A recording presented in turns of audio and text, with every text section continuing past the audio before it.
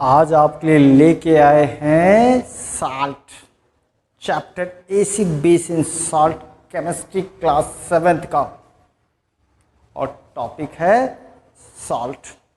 Acid का अलग आपने देखा, बेस की पूरी वीडियोज आपने देख ली होगी। ठीक है, सॉल्ट के लिए तैयार हो जाइए आप। एसिड और बेस के मिलने से जो कंपाउंड बनता है उसको हम लोग क्या बोलते हैं? साल्ट, जिसमें ना तो एसिड का नेचर होता है ना तो बेस का नेचर होता है, इसलिए उसको क्या बोलते हैं? एसिड। तो एसिड का पहला डेफिनेशन तैयार है। Acid are chemical compound having neither H plus ion nor OH minus ion, यानी H प्लस आयन मतलब एसिड भी नहीं होता, OH माइनस आयन मतलब बेस भी नहीं होता। तो जो ना तो एसिड हो ना तो बेस हो उसको हम लोग बोलते हैं क्या? तो साल्ट। ठीक है, अब साल्ट को प्रिपेयर करने का ढेर सारा मेथड आपने देख लिया होगा जब आपने प्रॉपर्टीज पढ़ा होगा एसिड और बेस का। कुछ हम फिर से आपको लिख के बता देते हैं, रिकॉल हो जाएगा। सॉल्ट को प्रिपेयर कराने के लिए, साल्ट प्रिपेयर करने के लिए आप मेटल को एसिड के साथ रिएक्ट करा दो, या तो एसिड को मेटल ऑक्साइड के साथ रिएक्ट करा दो। ठीक है, या तो आप एसिड को बेस के साथ रिएक्ट करा दो। एसिड बेस के साथ रिएक्ट करके भी सॉल्ट बनेगा, एसिड मेटल के साथ भी रिएक्ट करके सॉल्ट बनेगा, और एसिड मेटल ऑक्साइड के साथ भी रिएक्ट करके क्या बनाएगा? सॉल्ट बनाएगा। प्रिपरेशन ऑफ सॉल्ट समझ में आ गया। सॉल्ट की अगर कुछ बात करें तो ये भी गुड कंडक्टर होता है, क्योंकि ये वाटर में क्या होता है? मिक्स हो जाता है। ठीक है, और ये साल्ट या तो एसिड हो सकता है या तो बेस हो सकता है। क्वेश्चन शुरू हो गया भाई, कैसे बोलेंगे कि कोई साल्ट एसिडिक है या कोई साल्ट बेसिक है? कितने तरह के होते हैं साल्ट? जानकारी चाहते हैं ना आप? तो बने रहिए वीडियो के साथ। अच्छा लगे तो लाइक कर लेना, बहुत अच्छा लगे तो शेयर भी कर देना। अगर अभी तक मेंबर नहीं बने हो इस चैनल का, सब्सक्राइब करके चैनल का मेंबर्स भी बन जाना है। ठीक है, मेंबर्स होने से या वीडियोस आपको रेगुलर मिलते रहेंगे और आपका पढ़ाई बहुत ही आसान हो जाएगा। मैं आपका सुनील सर। ठीक है, बने रहिए। पहले इसको लिखिए बोर्ड पे, जो जो लिखी हुई है पता चल गया। Acid are chemical compound having neither H plus ion nor OH minus ion. ठीक है, घर में जो आप खाते हो ना नमक, NaCl, सोडियम क्लोराइड, कैसे बना है भाई?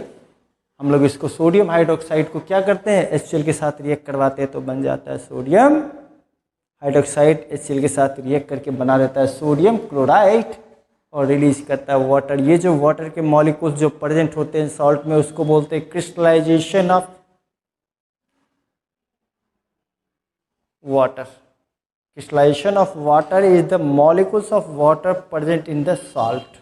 याद रहेगा, molecules of water present in the salt is called crystallization of water। याद रहेगा, फटाफट इसको कॉपी में लिखो, रफ करते हैं हम लोग। अब देखते हैं कि सॉल्ट का नेम कैसे पड़ा है। तैयार है समझने के लिए कि आखिर नाम कैसे होता है सॉल्ट का? तो आप समझ लो, सॉल्ट का कोई भी नाम जो होता है ना, वो उसके में प्रेजेंट मेटल के नाम से आता है और जिस एसिड से बना हुआ है उस एसिड से आता है, उसके मेटल के नाम से, और जिस एसिड से बना हुआ है उस एसिड के नाम से उसका नाम आता है। चलो एग्जांपल देख ले हम लोग। देखो, जो सल्फेट सॉल्ट होगा उसको सल्फेट सॉल्ट क्यों बोलते हैं भाई? क्योंकि वो कहाँ से आया? सल्फ्यूरिक एसिड से आया। क्लोराइड सॉल्ट क्यों बोलते हैं? क्योंकि हाइड्रोक्लोरिक एसिड से आया है। नाइट्रेट सॉल्ट क्यों बोलते हैं? क्योंकि नाइट्रिक एसिड से आया है। कार्बोनेट सॉल्ट क्यों बोलते हैं? क्योंकि कार्बोनिक एसिड से आया। कुछ एग्जाम्पल फटाफट देख लो सल्फ्यूरिक एसिड का। Sodium sulphate, copper sulphate, barium sulphate. ठीक है, potassium sulphate, zinc chloride, potassium chloride, sodium chloride. समझ में आ रहा है? अच्छे से नाम देख लो। Sodium sulphate, copper sulphate, barium sulphate, potassium chloride, zinc chloride, sodium chloride. ठीक है, अब ये क्या हो गया भाई? Sodium nitrate, calcium nitrate, lead nitrate. नाम याद रखना इसके पीछे लिख के। कैल्शियम कार्बोनेट, कोबाल्ट कार्बोनेट, याद रखना कोबाल्ट कार्बोनेट और मैग्नीशियम कार्बोनेट, ये आपको नेमिंग ऑफ सॉल्ट। एक और बात बताते हैं, सॉल्ट एसिडिक भी हो सकता है अगर उस सॉल्ट में H+ आयन प्रेजेंट है। अगर उस सॉल्ट में H+ आयन है तो वो एसिडिक सॉल्ट है, और अगर उसमें OH- आयन है तो वो बेसिक सॉल्ट है। लेकिन ज़्यादातर आपके पास एसिडिक सॉल्ट होगा। जरा देख लो, अगर यहाँ पे NaHSO4 सोडियम बाइसल्फेट और sodium bicarbonate, sodium bisulphate, sodium by, देखो इसमें H+ आयन है, इसमें भी H+ आयन है, इसलिए क्या हो गया ये एसिडिक सॉल्ट। अब देख लो यहाँ पे सोडियम कार्बोनेट में कोई भी H+ आयन नहीं है, इसलिए न्यूट्रल सॉल्ट। सोडियम सल्फेट में कोई भी H+ आयन नहीं, इसलिए क्या हो गया ये न्यूट्रल सॉल्ट। और अगर H+ आयन है तो कौन सा सॉल्ट, एसिडिक सॉल्ट। अगर OH- आयन है तो बेसिक सॉल्ट।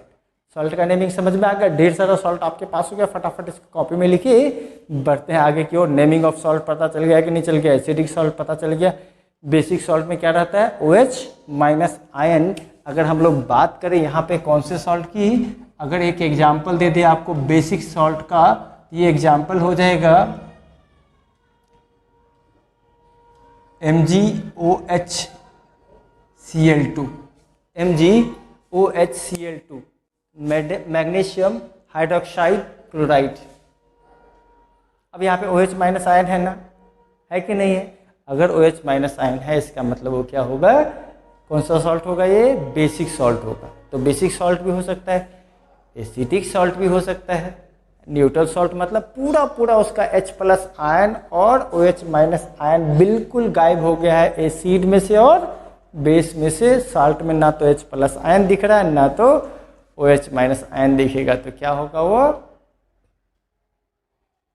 न्यूट्रल सॉल्ट होगा। फटाफट कॉपी में लिखो।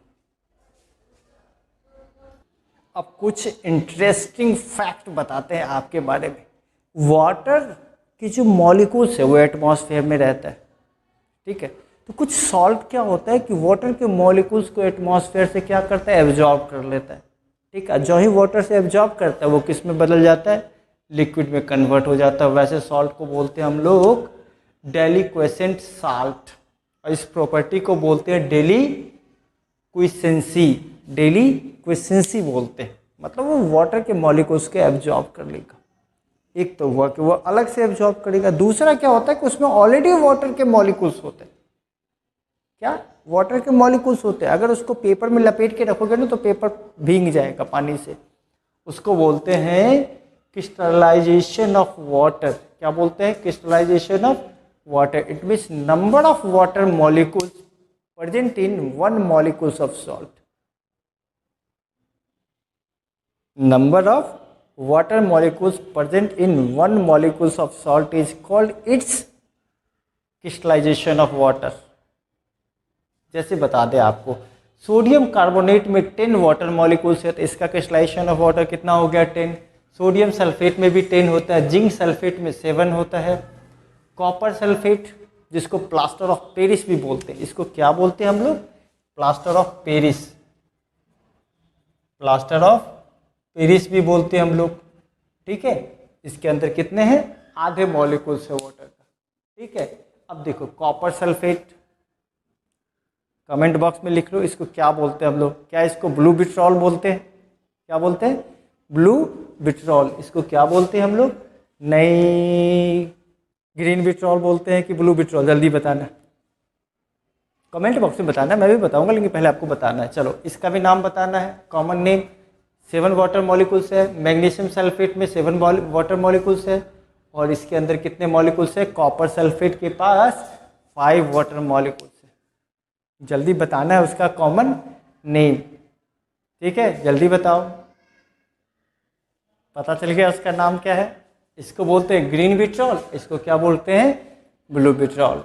कॉस्टिक सोडा भी बताया था, याद है, NaOH को हम लोग क्या बोलते थे, कॉस्टिक सोडा बोलते हैं। तो ढेर सारा साल्ट के बारे में इंफॉर्मेशन आपके पास फटाफट पहुंच रहा है। कुछ और इन्फॉर्मेशन आपके पास लेके आते हैं और देखते हैं हमारे डेली लाइफ में साल्ट का क्या क्या यूज है और कहाँ कहाँ हम लोग साल्ट का यूज करते हैं। फटाफट कॉपी में लिख डालो। चलो फटाफट कुछ यूज बता देते हैं, याद रखना, मज़े से NaCl का यूज किया जाता है अचार में, पिकल्स को स्टोर करने के लिए, वही NaCl जो हम लोग नमक खाते हैं। अब ये बेकिंग सोडा है, सोडियम हाइड्रोजन कार्बोनेट या सोडियम बाइकार्बोनेट भी बोलते हैं।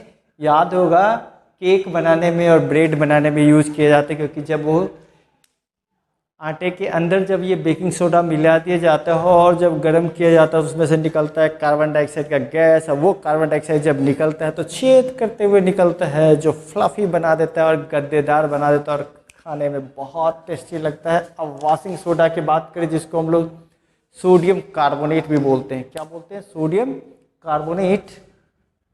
क्या काम होता है इसका? कभी कभी वाटर बड़ी हार्ड होता है। वाटर के हार्ड होने का रीजन है कि उसमें कैल्शियम और मैग्नीशियम का मॉलिक्यूल्स प्रेजेंट होता है।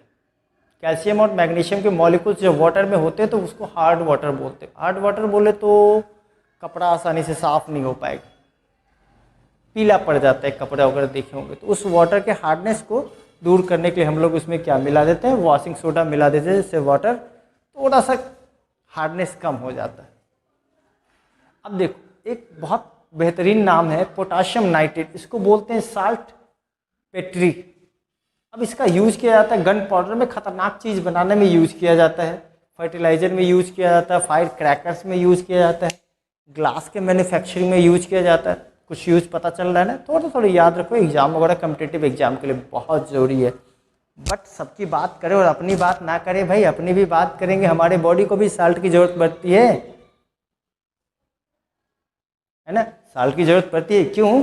क्योंकि ये ब्लड की क्वालिटी को मेंटेन करता है, मसल्स, हार्ट और किडनी के फंक्शन को रेगुलेट करता है, और डाइजेस्टिव सिस्टम में जो इंजाइम सिक्रेट होता है उसको भी कोऑर्डिनेट करता है कि इंजाइम अच्छे से सिक्रेट हो। क्योंकि इंजाइम अगर सिक्रेट नहीं होता है फिर बहुत मुश्किल हो जाता है क्या करने के लिए? डाइजेशन में। तो डाइजेशन को अच्छा करना है तो इसकी ज़रूरत पड़ेगी ना, तो सॉल्ट खाना चाहिए, है ना? तो किडनी का काम ही होता है सॉल्ट का कॉन्सेंट्रेशन मेंटेन करके रखना। ठीक है, तो समझ में आ गया सॉल्ट का ढेर सारा यूज। अब कुछ यूज देख लेते हैं न्यूट्रलाइजेशन रिएक्शन का। वो जो एसिड और बेस का जो रिएक्शन होता है वो हमारे लिए कैसे जरूरी है, फटाफट इसको बोर्ड पर से लिख लीजिए, कॉपी में नोट्स तैयार करिए, अपने क्लास में टॉप करके बताइए। अब देख लेते हैं न्यूट्रलाइजेशन रिएक्शन का कुछ यूज, कौन कौन से यूज हैं और कैसे एसिड बेस का रिएक्शन अपने लाइफ को स्मूथ करता है और हेल्प करता है। सबसे पहले देख लो, जब हम लोग खाना खाते हैं ना तो खाने का कुछ आइटम जो है ना वो हमारे दांतों में चिपक के रह जाता है। ठीक है, और चिपकने के कारण वहाँ पे क्या हो जाता है? बैक्टीरिया ग्रो करना शुरू करता है और अपने मल्टीप्लाई करना शुरू करता है। जो ही मल्टीप्लाई करता है तो बैक्टीरिया क्या रिलीज करता है? एसिड।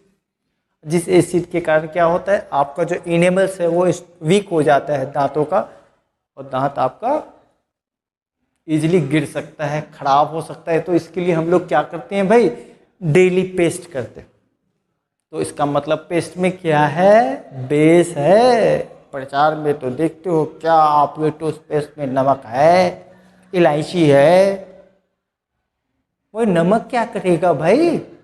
बेस डालो ना, बेस ना एसिड को न्यूट्रलाइज करेगा। साल्ट क्या करेगा? तो जब हम साल्ट बोलते हैं इसका मतलब एसिडिक साल्ट होता है। तो प्रचार पे सुनने के केवल पूरा विश्वास नहीं करने का, पढ़ाई करने का, समझ में आ जाएगा क्या यूज करना है और क्या यूज नहीं करना है। तो टूथपेस्ट में क्या होता है? बेस होता है जो उस बैक्टीरिया के द्वारा जो रिलीज किया गया एसिड उसके इफेक्ट को न्यूट्रलाइज कर देता है। ठीक है, याद होगा अक्सर कहा जाता है कि अचार को ना, पिकल्स को कभी भी मेटल वाले कंटेनर में नहीं रखो, क्योंकि मेटल जो होता है ना वो एसिड के साथ रिएक्ट करके साल्ट बना देता है। Metal react with the salt, यानी वो जो मेटल का कंटेनर होता है वो साल्ट के साथ रिएक्ट करके, मेटल का कंटेनर एसिड के साथ रिएक्ट करके, क्योंकि एसिड रहता है ना पिकल्स के अंदर, और क्या बना देगा? साल्ट। वो साल्ट क्या होगा? हार्मफुल होगा आपके बॉडी के लिए। इसलिए पिकल्स को कभी भी किस में नहीं रखने का? मेटल कंटेनर में नहीं रखने का। ग्लास के कंटेनर में रखो, प्लास्टिक के कंटेनर में रखो, रिएक्ट नहीं करता। याद रखने का, मम्मी को बता देना। अब बात करते हैं कि जब बारिश होती है ना और लाइटनिंग होता है, तो जब लाइटनिंग होता है तो नाइट्रोजन ऑक्साइड नाइट्रोजन ऑक्साइड में कन्वर्ट हो जाता है। आपने क्रॉप प्रोडक्शन का चैप्टर पढ़ा होगा पहला कहीं पे, तो पता होगा, नहीं तो मैं बता दूँ। जब लाइटनिंग होता है ना, तो नाइट्रोजन जो एटमॉस्फेयर में हो नाइट्रोजन ऑक्साइड बना देता है, और जब बारिश होता है तो नाइट्रोजन ऑक्साइड मिल जाता है किसमें, पानी में, और बना देता है नाइट्रिक एसिड। वैसे ही सल्फर डाइऑक्साइड जो निकलता है कहाँ से भाई, चिमनीज, जहाँ पे कोल का प्रोडक्शन होता है, कोयला का यूज होता है, वो सल्फर डाइऑक्साइड भी पानी में मिल जाता है तो सल्फ्यूरिक एसिड बना देता है। और ये सल्फ्यूरिक एसिड और नाइट्रिक एसिड इतना खतरनाक है कि बारिश होते ही बारिश के साथ कहाँ चला आएगा, ज़मीन के अंदर, और बिल्डिंग्स पे पड़ेगा, और बिल्डिंग्स को क्या करेगा, नुकसान कर सकता है, क्योंकि एसिड फिर मेटल से रिएक्ट करेगा तो नुकसान करेगा कि नहीं करेगा। इसलिए हम लोगों को क्या करना चाहिए, जो फैक्ट्रीज होते हैं उसको, जो हमारा मॉन्यूमेंट्स हैं, जो हमारे बहुत इंपॉर्टेंट बिल्डिंग्स है, उस बिल्डिंग से उसको काफ़ी दूर रखना चाहिए, जिससे कि एसिड का इफेक्ट बिल्डिंग्स पे ना हो सके। चलो बात करते हैं अभी भाई, बिल्डिंग्स पे तो इफेक्ट से बचा लिया, लेकिन वो जो एसिड रेन होगा, यानी बारिश जिसमें एसिड है, वो जब पहुंचेगा कहाँ पे, सॉइल के पास, तो सॉइल को एसिडिक कर देगा ना। एसिडिक करने से बैक्टीरिया मर जाएगा वहाँ का। अब बैक्टीरिया मर जाएगा तो भाई फर्टिलिटी खत्म हो गया सॉइल का ना, सॉइल क्या हो गया, बैरन हो गया, बंजर हो गया। अब इसको दूर करने के लिए हम लोग उसको मिलाते हैं चूना, कैल्शियम हाइड्रोक्साइड, वही चूना व्हाइट वाला जो देखते हो ना, क्या है, कैल्शियम हाइड्रोक्साइड, वो मिला देते हैं तो उसका क्या होता है, जो एसिड का इफेक्ट होता है वो न्यूट्रलाइज हो जाता है। तो इफेक्ट बता दिया। खेती में भी, खेत में भी आपने यूज कर लिया एसिडिटी से। बिल्डिंग्स को भी बचाना है तो क्या करना, फैक्ट्रीज को दूर रखो भाई, तो फार्मर्स के लिए भी फ़ायदा करवा दिया। अभी अपने बात करो, कभी कभी कुछ ज़्यादा खा लेते हो आप, तो क्या हो जाता, पेट में एसिडिटी हो गया। पेट में एसिडिटी बोले तो जो आपका स्मॉल स्टोमक है ना, वो रिलीज करता है गैस्ट्रिक जूस, और उस गैस्ट्रिक जूस से क्या निकलता है, हाइड्रोक्लोरिक एसिड। और वो हाइड्रोक्लोरिक एसिड जब ज़्यादा रिलीज हो जाता है तो उसी को बोलते हैं गैस्ट्रिक। अब इसके हाइड्रोक्लोरिक एसिड के इफेक्ट को कम करने के लिए उसमें बेस डालना होगा ना, तो उसमें डालते हैं हम लोग मिल्क ऑफ मैग्नीशिया। नाम तो बहुत भयंकर है, अच्छा लग रहा है सुन के, लेकिन एक्चुअली में क्या है वो, मैग्नीशियम हाइड्रोक्साइड, इनो लेते हो ना आप लोग, क्या होता है, मैग्नीशियम हाइड्रोक्साइड। यूज हो गया कि नहीं यूज हो गया, कुछ यूज और बताते हैं, फटाफट इसको लिख लो। अब बात कर लेते हैं हम लोग फटाफट हमारे बॉडी में होने वाले सबसे खतरनाक इफेक्ट का। वो इफेक्ट किसका है भाई, बी का और वेस्प का। जो बी जब काटता है ना मधुमक्खी, तो हमारे बॉडी में क्या डाल देता है, वो फॉर्मिक एसिड डालता है, जिस कारण हमको बहुत पेन आता है। उस पेन से बचने के लिए हम लोग क्या करते हैं, बेस का यूज करते हैं। वो क्या है, या तो अमोनियम हाइड्रोक्साइड या तो जिंक कार्बोनेट, जिसको कैलामाइन लोशन भी बोलते हैं, जो क्या कर देता है, एसिड के इफेक्ट को न्यूट्रलाइज कर देता है। लेकिन याद रखना, जो बड़ा वाला मधुमक्खी जब काटता है, जब बड़ा वाला मधुमक्खी काटता है ना, पीला पीला वाला, तो डंक मारता है, तो हमारे बॉडी में क्या डाल देता है, वो बेस रिलीज करता है।